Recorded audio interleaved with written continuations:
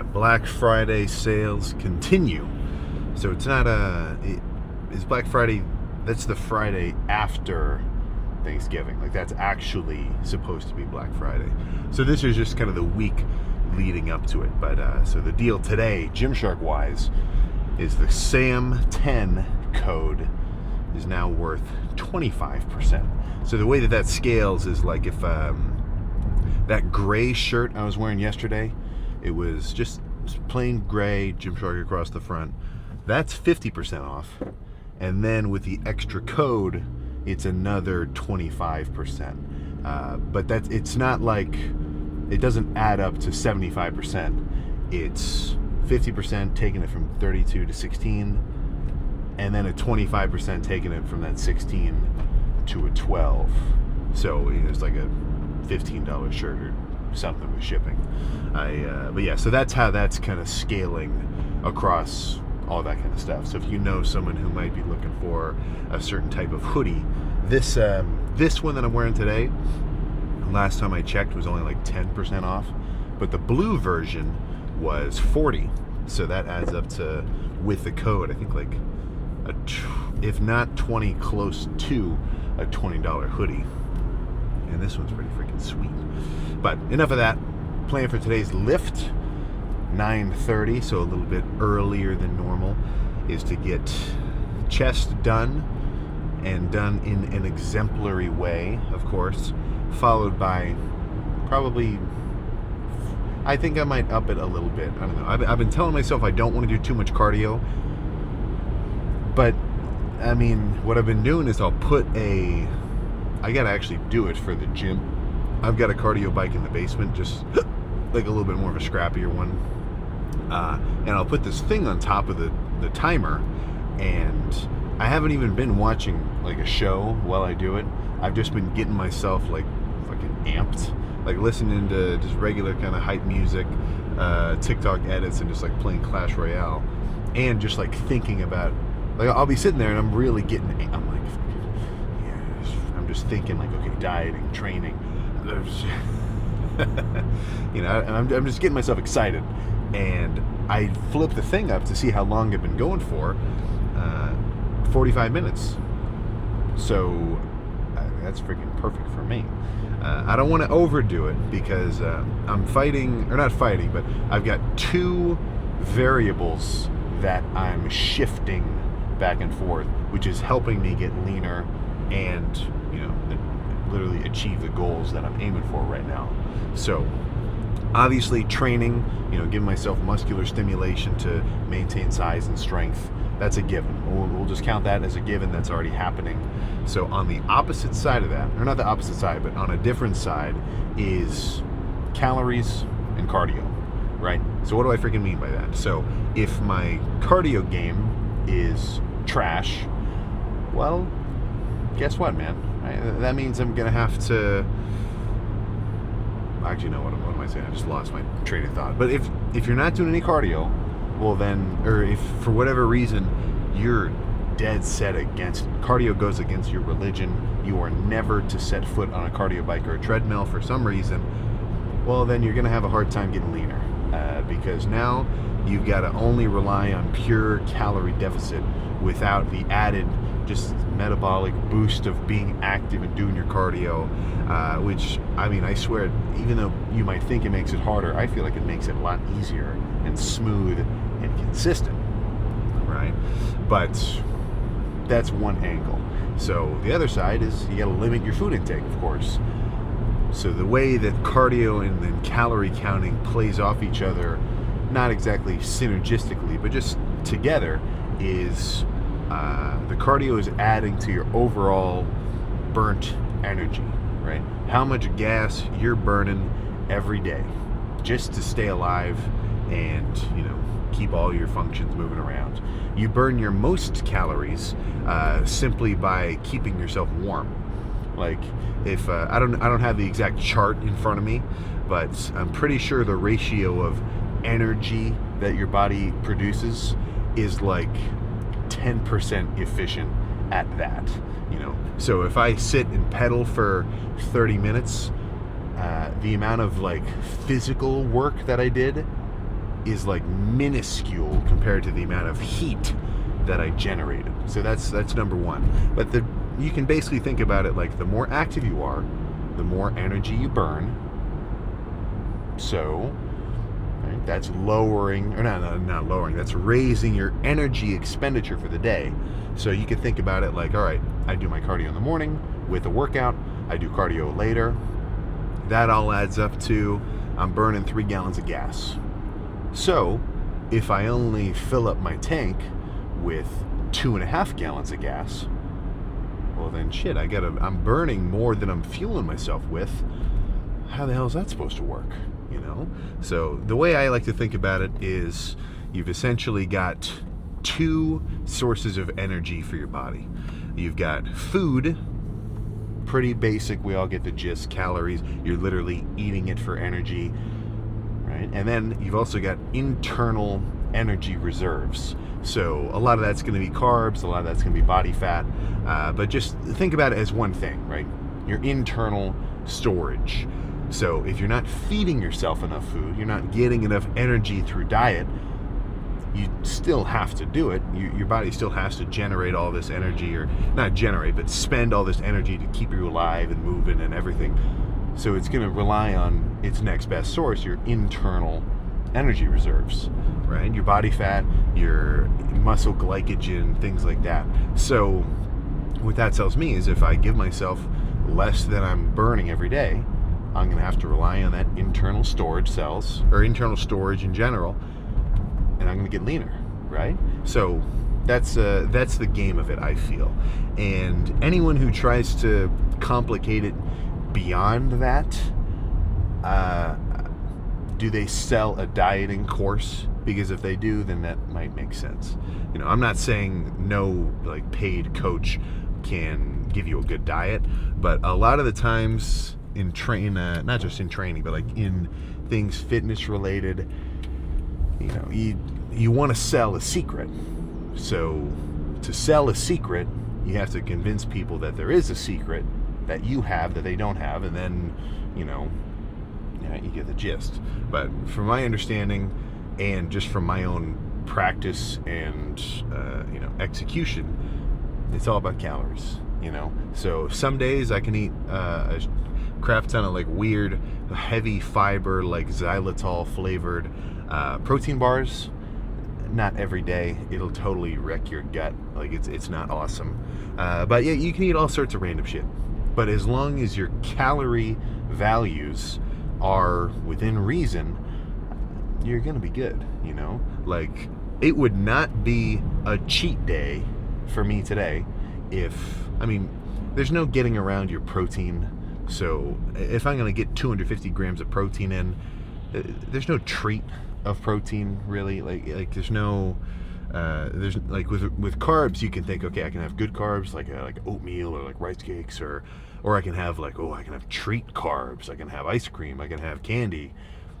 Protein, not so much. So let's just assume all my protein for the day is from the same source. It's ground beef, eggs, tuna, maybe a protein shake here and there. Let's assume all the protein is good. And carbs and fat wise, I'm eating I think around 250, I think maybe close to 300 grams of carbs, and like 60, 70 grams of fats or so, something along those lines.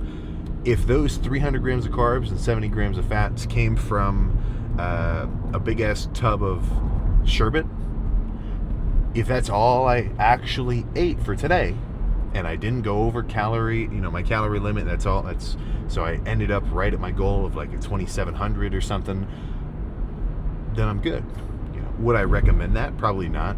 Ice cream's not that filling. You're not going to stay full, so it's probably going to be harder to stick to that. But you could do it, and I think you'd be on track for your dieting goals. Could you do it every day? I guess that's kind of a different challenge. But look at the guys who do the McDonald's diet or like the Twinkie diet.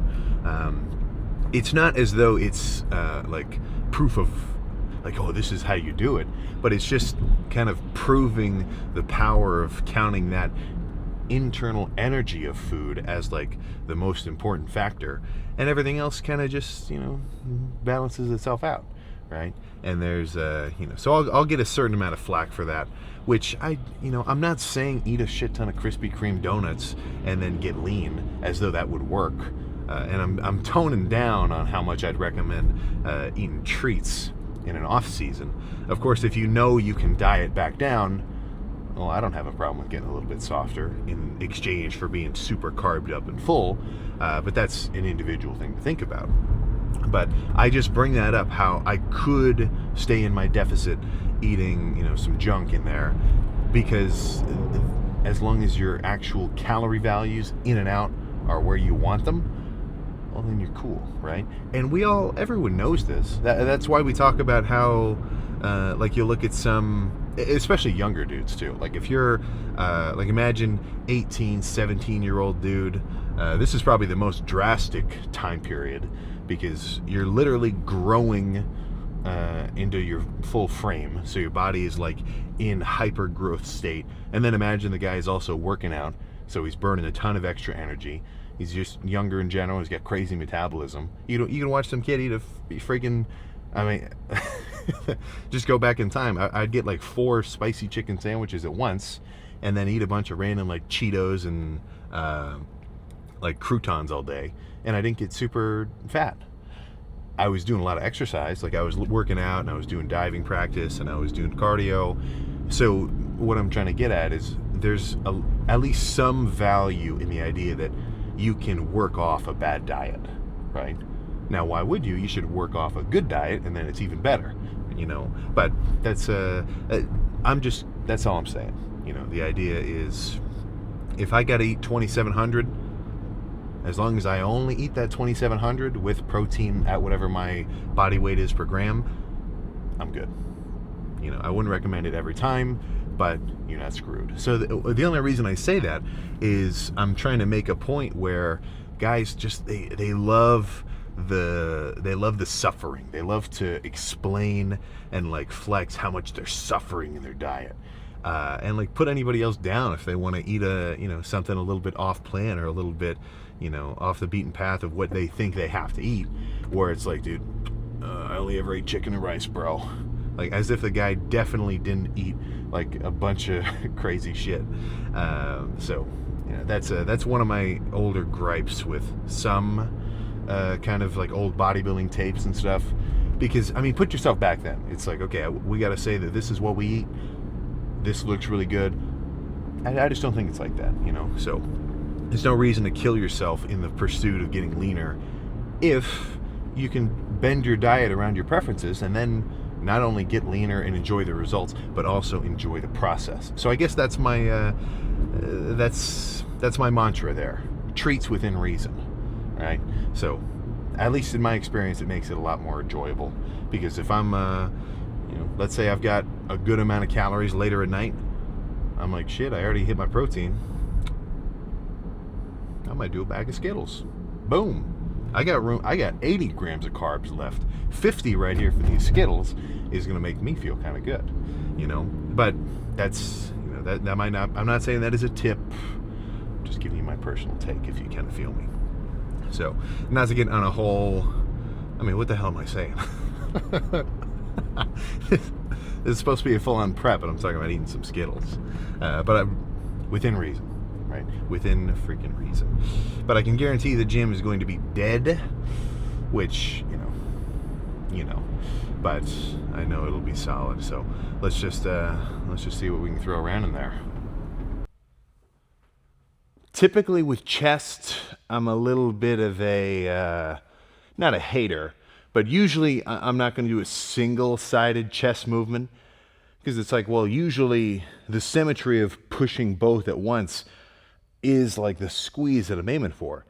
But in this case, a little bit different. So I want to start with kind of more of a lighter squeezing movement. And not even like this. I don't want to say a warm-up, because I'm not warming up. Like, I want to take this to failure. But a lighter squeezing movement to start in a dieting phase, I do like a bit more. So my logic is when I'm bulking up, very strong, a bit more resilient to weight than for chest. So I'm going to think, okay, let's warm up. Let's do a lot of, cable press, just like, getting everything warmed up, for shoulder, back, rotator cuff. And now let's make set number 1 insane. Grab the 150s, burn them out, repeat. But I started doing this with triceps and I really like it. Or instead of trying to start with just wild weight, starting with like a light rope and really squeezing makes it where I'm warm, but I'm not weakened per se. So if I do 2 of these sets of like 20 reps squeezing single-sided chest press, and then move on to like, the plate loaded incline or something else, well, guess what? I'm still gonna be able to throw that weight around, but I'll be kind of pumped and warmed up already from these first 2 sets, if you kind of feel what I'm saying. But either way, it's just a good squeezing one. So the logic is grab this handle, swing it over here, hold on to this as support, and then kind of just press across my body. So the stretch isn't so wild here. What I'm aiming for is a really crazy squeeze, because normally you're only going to be able to press here. Like this is as far as your arm's going to go. But with a single arm cable or like a hand over hand cable, instead of ending here, you can squeeze a little extra hard. So that's kind of what I'm aiming for here. Just a cross body press. So I'm going to start with the left side first, then we can get going.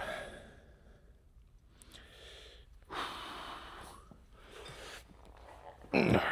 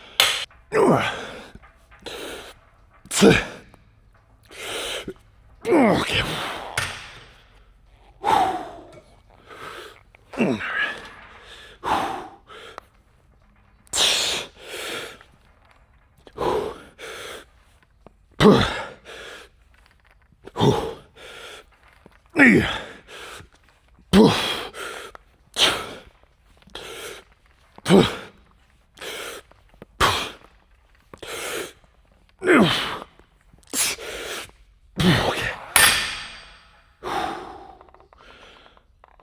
Ooh. All right. I'm going to go back to the weight I just used and do one more, and then move on to some kind of press or something.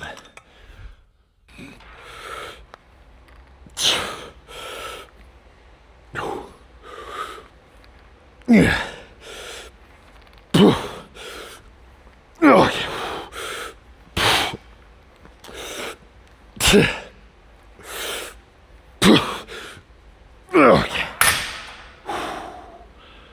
All right.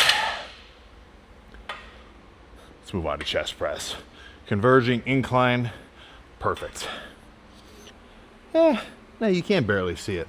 So 3 plates and a 25. That 25 is freaking important. I'm not so crazy to go for 4. 4 would not feel cool.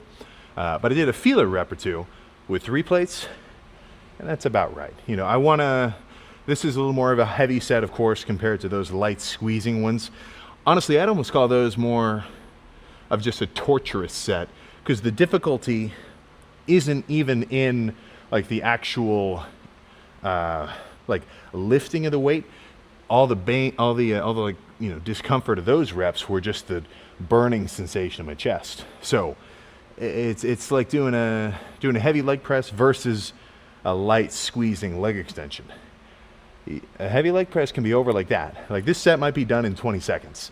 So it's, I guess it's definitely not like a marathon over there, but this is like a sumo match, right? Big breath, go crazy, and then you're done. But let's get real here. I gotta play a better song. Let's see here.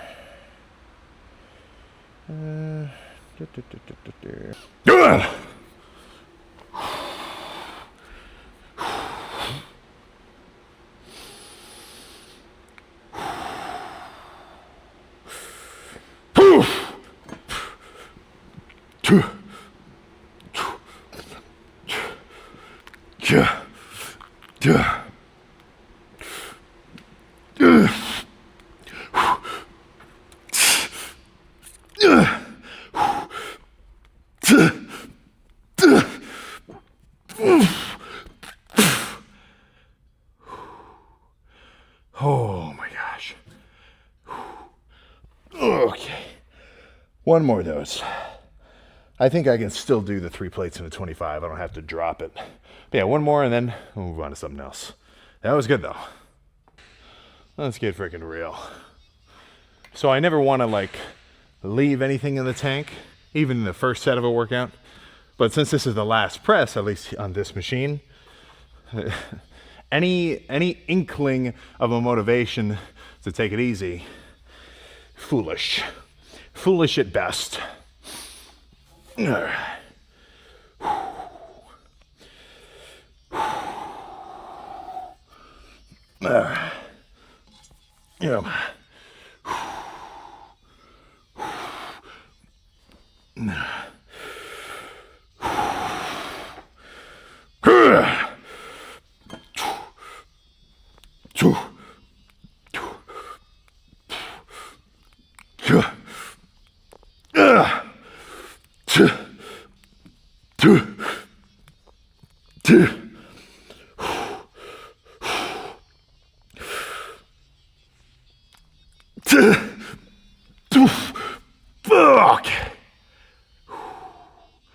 All right.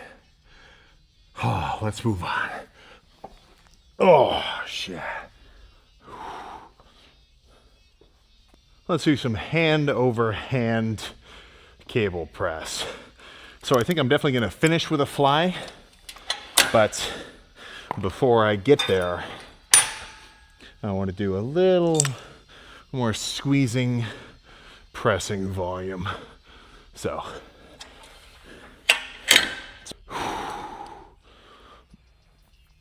Okay.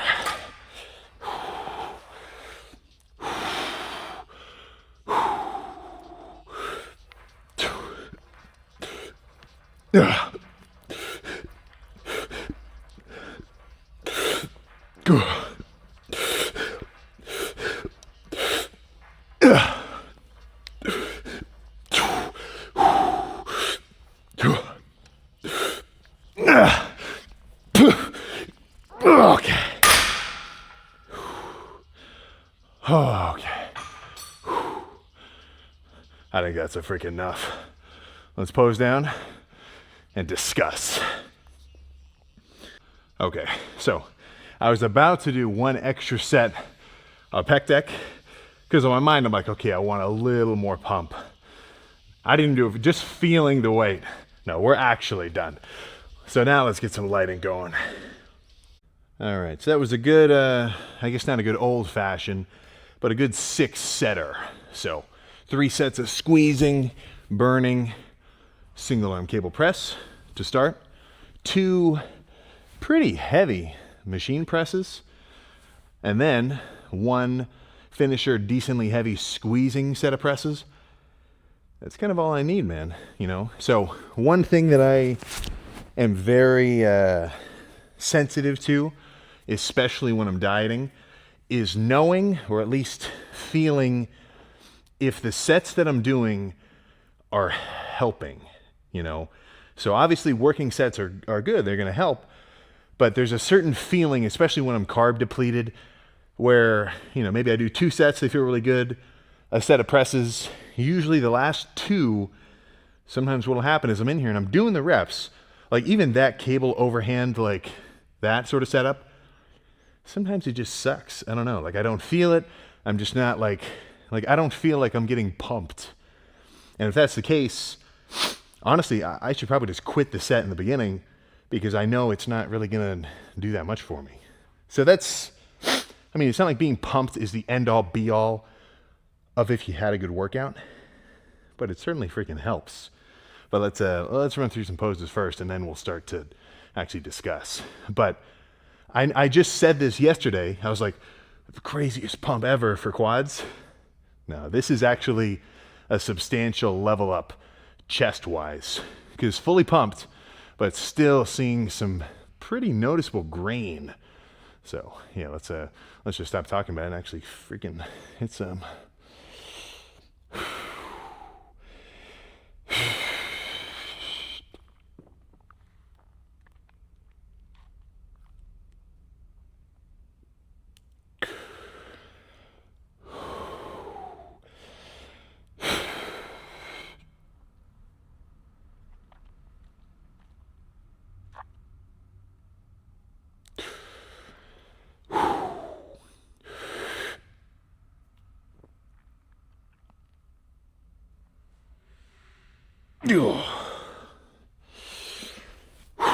Oh, that most muscular just got me a little lightheaded.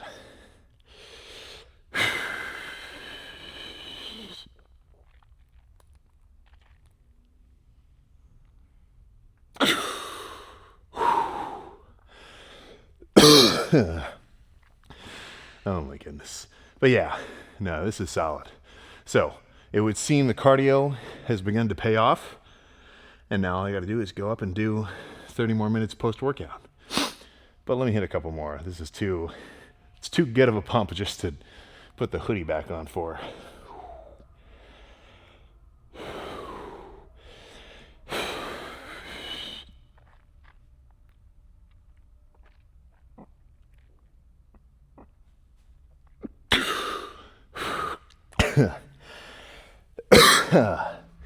Oh my goodness. All right. That's too many vacuums in a row. But very good chest day. Let's continue this discussion in the car. And then I got a couple 30 minutes of pedaling. But yeah, midsection wise, this is definitely the leanest I've been this whole phase, which is to be expected since I'm getting leaner over time. But it's still fun to see. Okay. All right. Now let's start cardio for real. All right. So don't forget, not that you would, but tomorrow's Thanksgiving. Right? Tomorrow's Thanksgiving. So at least for me, there's going to be a lot of pie around. I'm talking like totally pied out and full on everything.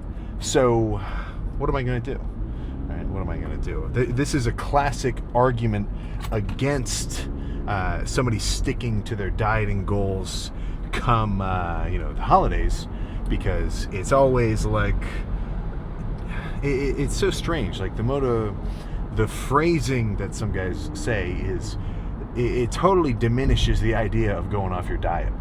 Like they're basically going like, oh, come on, it's Thanksgiving, really? So you can take a day. You can have a day and don't worry about it, right? Or they say, oh, just have a cheat day.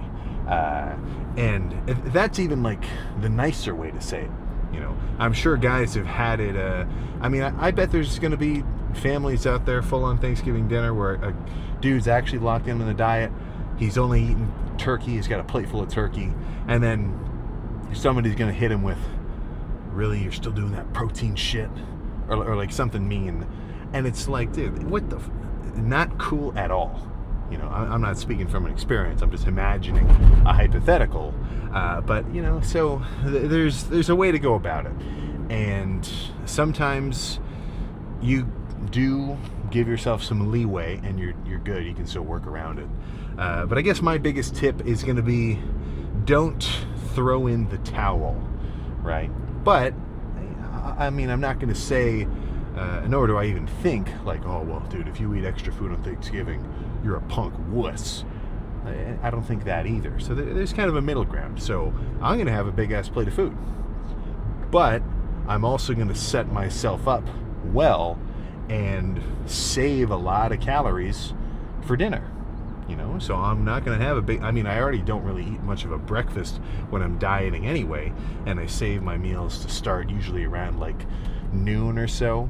Not because like intermittent fasting is more effective than whatever. I'm still eating the same amount of food per day, but if I give myself a shorter window of time, so instead of eating at 8 o'clock, I wait until noon, well then now from noon till whenever I go to bed, the amount of food I can eat is a little bit denser.